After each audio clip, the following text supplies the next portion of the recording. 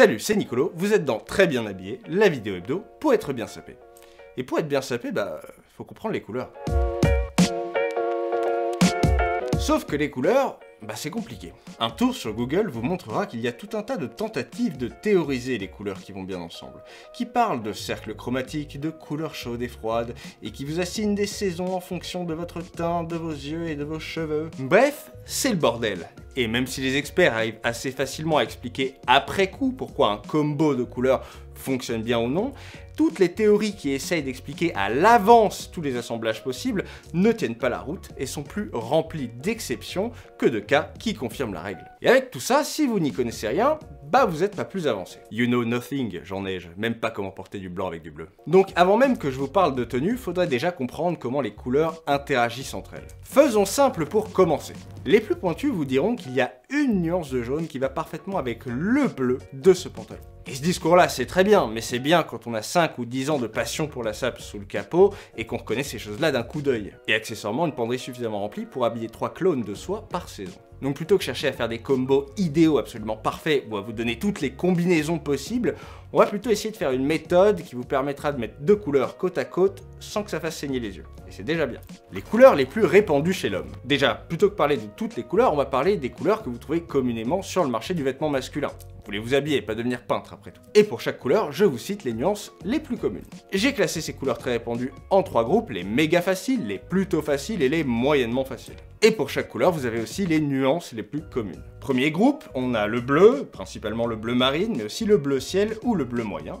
Le gris, dont le gris clair, gris souris, gris anthracite, et on peut peut-être aussi y mettre le taupe. Deuxième groupe, un peu moins facile, le blanc, écru, optique, le marron, marron chocolat, fauve, marron clair, certains verts et particulièrement le vert olive et le vert kaki. Troisième groupe des couleurs faciles mais pas tant que ça, on a le beige, camel, beige rosé, éventuellement grège, le bordeaux ou lit de vin, et le noir. Qu'est-ce qui marche? Avec quoi? Le premier groupe, c'est facile, c'est presque impossible de se planter avec quelle que soit la couleur mise à côté. Faut juste regarder le reste de la vidéo sur les contrastes. Ça fera pas toujours un assemblage idéal, mais ça vous achète la sérénité de savoir que ça passera toujours. Le deuxième groupe fonctionnera presque toujours avec les couleurs du premier, et assez souvent, les nuances du deuxième groupe fonctionneront entre elles. Et le troisième groupe, qui comprend les couleurs un peu moins faciles, ira souvent avec les nuances du premier, parfois avec ses propres nuances et très rarement avec celles du second. Vous l'aurez compris, je ne peux pas remplacer votre expérience empirique avec une théorie, donc à la place, je vous donne des pistes et je vous guide un peu sur le niveau de difficulté. Et bien sûr, j'exclus volontairement de la liste beaucoup de couleurs qui ne sont pas moins intéressantes pour autant, mais qui demandent trop de paramètres à gérer pour un néophyte. Bon, avec ça, vous êtes à bord du canot de sauvetage, vous ne coulez pas, c'est déjà ça. Mais pour naviguer entre les différentes combinaisons possibles, ce serait bien d'apprendre à ramer, c'est-à-dire comprendre ce qui se passe entre les couleurs. Concentrez-vous 2 minutes, ça va être un peu théorique. Qu'est-ce que c'est contraster? Si vous parlez de mode, c'est un des termes que vous allez entendre à tour de bras. Pour faire très simple, un contraste est quelque chose qui ressort par rapport à ce qu'il y a à côté. Contraster avec les couleurs permet de délimiter une zone précise d'une tenue et d'attirer le regard dessus par la même occasion. Le contraste, c'est donc ce qui attire le regard, capte l'attention, souligne, surprend. Toutes ces choses qu'on veut que nos vêtements fassent, mais pas trop. Comment on contraste? Il y a 3 éléments qui peuvent faire le contraste entre 2 couleurs. On peut contraster soit par la teinte, soit par la clarté, soit par la saturation. Par exemple, ce beige et ce marron contrastent fortement par leur clarté, mais pas par leur teinte. Le marron qui est là est presque de la même teinte que ce beige, mais en foncé.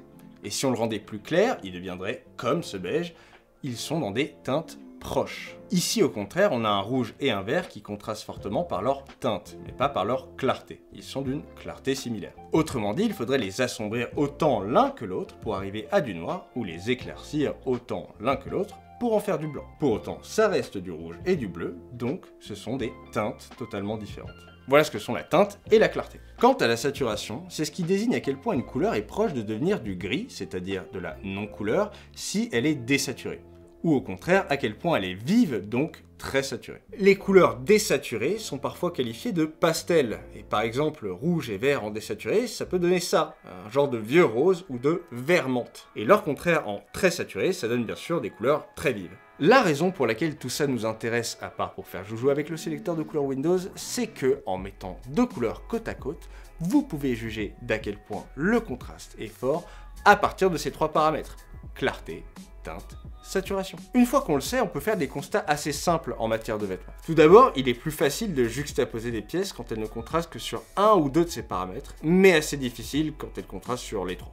De plus, il est plus facile d'assembler des pièces qui contrastent par leur clarté ou leur saturation, tandis que tous les contrastes de teintes ne fonctionnent pas ensemble. C'est d'ailleurs ce qui explique la popularité assez intemporelle des tenues dites monochromes, qui incorporent presque une seule teinte, mais différents contrastes de clarté. Pareil pour ce qu'on appelle les dégradés ou les camailleux, où les teintes sont souvent assez proches, mais où les variations se font sur la clarté et la saturation. En fait, le vrai piège quand on parle de couleurs, et c'est ce qui fait qu'aucun conseil ne peut totalement remplacer l'expérience, c'est qu'on manque cruellement de vocabulaire pour désigner toutes les nuances possibles, particulièrement pour tout ce qui se trouve entre deux teintes. Tout ça peut paraître un peu intimidant, mais une fois que vous avez saisi le truc, c'est comme un puzzle avec plein de solutions possibles. Harmoniser. Ce que j'appelle harmoniser ou encore fondre dans, c'est évidemment le contraire de contraster. Si on veut aider une pièce à se fondre avec une autre, on choisit des couleurs qui se rapprochent par la clarté, la teinte ou la saturation, afin qu'elles ressortent moins entre elles. Là où le contraste attire l'œil et l'attention, l'harmonie repose et retient le regard. Elle lui permet de se perdre en passant librement d'une couleur à l'autre sans rupture brutale. Et tout le jeu des couleurs repose sur cette dualité, contraster et harmoniser. Maintenant, vous savez quelles sont les couleurs les plus faciles et répandues. Vous avez donc l'embarcation. Vous savez comment contraster en teinte, en saturation ou en clarté, ainsi que comment harmoniser. Vous savez donc comment ramer à droite, à gauche, en avant ou en arrière. Vous avez lâché un pouce bleu sur la vidéo, vous êtes bien abonné pour ne rien rater, bref, vous êtes prêts. Et maintenant, on va dans quelle direction? À la semaine prochaine!